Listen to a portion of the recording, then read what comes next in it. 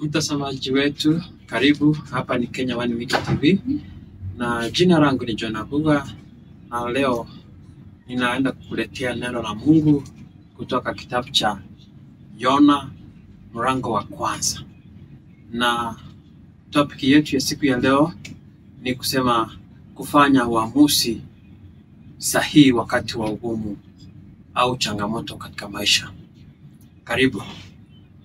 Tuombe. Baba, katika jina la Yesu, asante kwa ajili ya siku hii. Asante kwa ajili ya neno lako ya mfalme. Tunapolishiriki neno lako, uwe pamoja nasi. Katika jina la Yesu naomba na kushukuru. Amen. Na naomba sasa kusoma neno la Mungu kutoka kitabu cha Yona, mlango wa kwanza, mstari wa kwanza kuteremka, na naomba ya kwamba ukaweze kunisikiza. Neno la Bwana lilimjia Yona mwana wa Amitai: nenda katika mji mkubwa wa Ninawi ukahubiri juu yake, kwa sababu uovu wake umekuja juu ya mbele zangu. Lakini Yona alimkimbia Bwana na kuelekea Tarshishi. Alishuka mpaka Yafa, ambapo alikuta meli ilikuwa imepangwa kuelekea bandari ile. Baada ya kulipa nauli, akapanda melini na kuelekea Tarshishi ili kukimbia Bwana. Mstari wa 4 unasema ya kwamba ndipo Bwana akatuma upepo mkali baharini, nayo dhoruba kali sana ikafuma hata meli ikawa hatarini kuvunjika. Nitaweza kuruka mstari kadhaa alafu tutasonga mbele. Lakini Biblia inasema ya kwamba lakini Yona alikuwa ameteremkia chumba cha ndani ya meli, mahali ambapo alilala na kupatwa na usingizi mzito. Na nahodha akamwendea na kusema, wewe unawezaje kulala? Amka ukamwite Mungu wako, huenda akatuangalia tusiangamie. Mstari wa 7 unasema ya kwamba kisha mabaharia wakasemashana wao kwa wao, njoni tupige kura tumtafuta anayehusika na maafa haya. Wakapiga kura ikamwangukia Yona. Mstari wa 8 inasema kwamba kwa hiyo walimuuliza, tuambie ni nani anayehusika kwa kutuletea tatizo hili? Unafanya kazi gani? Umetoka wapi? Nchi yako ni ipi? Wewe ni kutoka taifa lipi? Mstari wa 9 unasema kwamba akajibu, mimi ni Mwibrania, nami namwabudu Bwana Mungu wa mbinguni aliumba bahari na nchi kavu. Hili liliwaogopesha, nao wakamuuliza, umefanya nini? Walijua alikuwa anamkimbia Bwana kwa sababu alishawaambia hivyo. Bahari ilikuwa inazidi kuchafuka, kwa hivyo walimuuliza, tukutendee nini ili kufanya bahari itulie kwa ajili yetu? Akajibu akasema, niinueni mnitupe baharini, nayo itatulia shwari. Ninajua mawimbi haya makubwa yamewatokea kwa ajili ya kosa langu. Baada yake wale watu walijitahidi kupiga makasi wawezao ili waweze kurudi Bwana. Lakini akawajibu, niinueni mnitupe baharini, nayo itakuwa shwari. Ninajua mawimbi haya makubwa yamewatokea kwa ajili ya kosa langu. Badala yake wale watu walijitahidi kupiga makasi wawezavyo ili wapate kurudi pwani, lakini hawakuweza, kwa kuwa bahari ilizidi kuchafuka kuliko mwanzo. Ndipo wakamlilia Bwana, Bwana, tafadhali usituue kwa kuondoa uhai wa mtu huyu.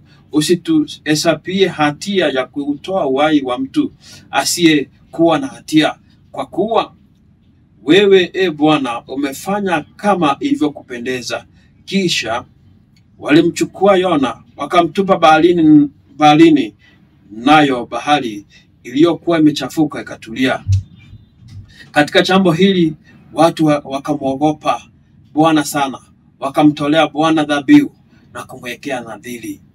Lakini Bwana akamwandaa nyangumi kummeza Yona, naye Yona alikuwa ndani ya tumbo la nyangumi kwa siku 3, usiku na mchana. Mtazamaji wangu popote ulipo, na kualika ili tukaweze kujifunza ni kwa nini ukaweze kufanya uamuzi ulio mgumu wakati wa changamoto unaweza kuwa unapitia. Biblia inasema ya kwamba huyo alikuwa ni mtumishi wa Mungu ambaye alikuwa ametumwa akaweze kuenda nchi ili akaweze kuenda kuhubiri, lakini akaamua ya kwamba hawezi kuenda, na kwa hivyo akasema ya kwamba wacha nikaweze kwenda nchi nyingine ili nikaweze kumtoroka Bwana. Lakini Biblia inasema ya kwamba katika amani, Biblia inasema ya kwamba mstari wa 1 hadi wa 3 ya kwamba inasema Mungu alimwambia Yona aende Ninawi, lakini Yona akaamua kukimbilia Tarshishi kinyume na maagizo ya Mungu. Hii ilikuwa ni uamuzi wa maksudi wa kumtomtii Mungu. So ni mara ngapi ambapo katika maisha umekuwa na uamuzi wa kutomtii Mungu? Unafanya mambo, kwa Kiingereza tunasema ya kwamba intentionally, ya kufanya kinyume na mapenzi ya Mungu. So huyu anaitwa Yona akaamua kufanya mambo kinyume na mapenzi ya Mungu. Ni lipi lililompata? Alipokuwa ndani ya ile meli, Biblia inasema ya kwamba ile meli ikachafuka, na ilipochafuka ikawa ya kwamba watu wangeangamia wote kwa ajili ya mtu mmoja. Jambo la kushangaza ni ya kwamba alipofika ndani aliamua ya kwamba akaweze kulala. Alienda chini ya meli na akaamua kulala, na Biblia inasema ya kwamba alilala usingizi mzito. Wakati wengine wanahangaika ya kwamba meli isiweze kuangamia, yeye alikuwa ameenda chini na amelala. So kwa hivyo watu hawa wakaamua ya kwamba wacha tukaweze kufanya hii tunasema ya kwamba kujua ni nani ambaye amekosea. Katika maisha kuna matokeo ya uamuzi mabaya. Baada ya kukimbia, Yona anakumbwa na dhoruba kali baharini. Mstari wa 1, mlango wa 1 mstari wa 4 mpaka 15. Dhoruba hii ilihatarisha maisha ya wasafiri wote waliokuwa kwenye meli. Hatimaye Yona anakiri kuwa yeye ndiye chanzo cha dhoruba, na anaomba ya kwamba akaweze kutupwa baharini. Ni uamuzi gani ambao unaweza kufanya, ambao unaweza kuathiri watu ambao wako karibu na wewe? Maamuzi unayofanya leo hii inaathiri watu wengi. Kwa hivyo uchukua hatua ya kufanya uamuzi ulio bora, ndiposa usiathiri watu ambao wako karibu na wewe. Tunaweza kujifundisha nini kuhusu huyu Yona? Kwamba maamuzi yetu yanaweza kuathiri sio maisha yetu tu, bali ya watu wengine. Wakati mwingine dhiki tunazozipitia ni matokeo ya kutomtii Mungu. Yona aliamua kutomtii Mungu na akaamua kwamba akatorokea kwingine. So kwa hivyo jihadhari sana, usifanye makosa ya kutomtii Mungu, maana end result yake ni kwamba utaweza kuumia na wengine wataweza kuumia kwa sababu ya maamuzi yako mabaya. Mungu hutumia hali ngumu kuturudisha katika njia zake.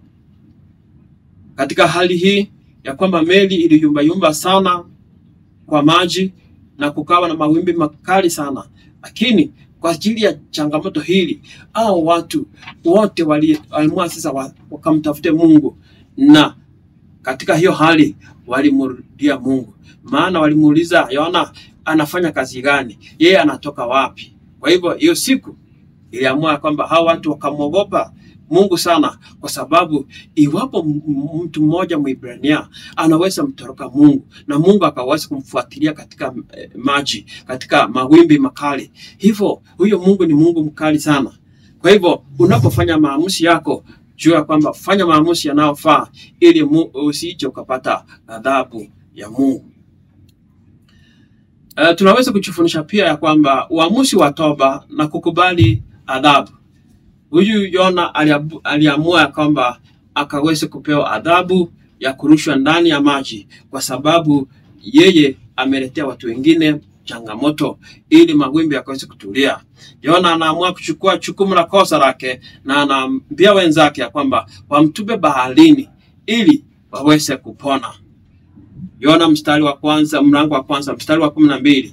Huu ni uamuzi wa kuachipika na unaonyesha hatua ya kuelekea toba na unyenyekevu.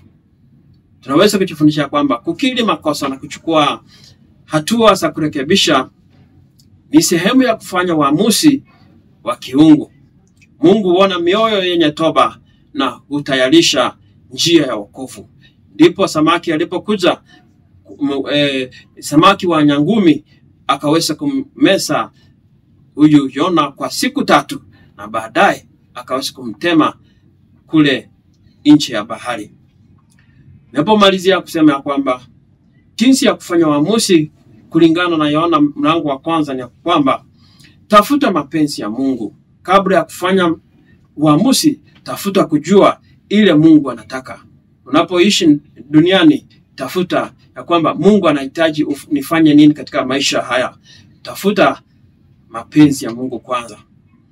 Namba 2 ya kwamba usikimbie wajibu wako. Kukimbia haitamaliza tatizo, mara nyingi huongeza tatizo. Kwa hivyo mtu anapofanya makosa na akasema ya kwamba hataweza kurekebisha au kurekebika, ya kwamba matatizo hayo yanaongezeka, na kwa hivyo huyo mtu asiporudi kwa haraka anaweza kuangamia. Pia naweza kusema ya kwamba chukua hatua ya kurekebisha. Ukigundua umechagua vibaya, umefanya uamuzi mbaya, usisitishe kurejea na kufanya sawa. Kwa hivyo urudi kwa haraka ukaweze kufanya inavyofaa katika maisha haya na kulingana na mapenzi ya Mungu. Elewa hatari ya uamuzi wako. Maamuzi yako yanaweza kuwa hatari kwa watu wengine. Huyu Yona alileta hatari au alihatarisha maisha ya watu wengine. Watu hawa wangeangamia asingetubu na kuamua kwamba atupe baharini. Watu hao wote wangeangamia. Waliweza kujaribu ya kwamba wangeweza kufika nje ya bahari, lakini iliweza kushindikana. Kwa hivyo maisha haya tunaishi, ukaweza kuwa unaelewa hatari ya maamuzi unayofanya leo hii, na hivyo ili utaweza kuokoa kisasi chako. Na mwisho ni kusema ya kwamba Mungu ana rehema. Hata baada ya kufanya makosa, bado unaweza kurekebisha njia zako na kurudi kwa Mungu. Yona aliamua kwamba akaweze kurudi kwa Mungu na akamfanyia Mungu kazi. Kwa hivyo wakati alimezwa kwa siku 3, aliomba msamaha ndani ya samaki na akaomba ya kwamba apatiwe ruhusa ya kufanya kazi ya Mungu, na ndipo akaweza kurejeshwa mahali alifaa kuenda na akafanya kazi ya Mungu. Kwa hivyo unapoishi katika maisha haya, jua kwamba uamuzi unaofanya ni maamuzi inayokuletea faida au maamuzi inayokuletea hasara. Kwa hivyo jihadhari na ukaweze kufanya mapenzi ya Mungu katika maisha yako. Tuombe. Baba, asante kwa ajili ya siku hii. Asante kwa ajili ya mtazamaji, ukambariki anaposikiza neno hili na inapomsaidia katika maisha yake. Jina lako litukuzwe, ni katika jina la Yesu naomba na kushukuru. Amen.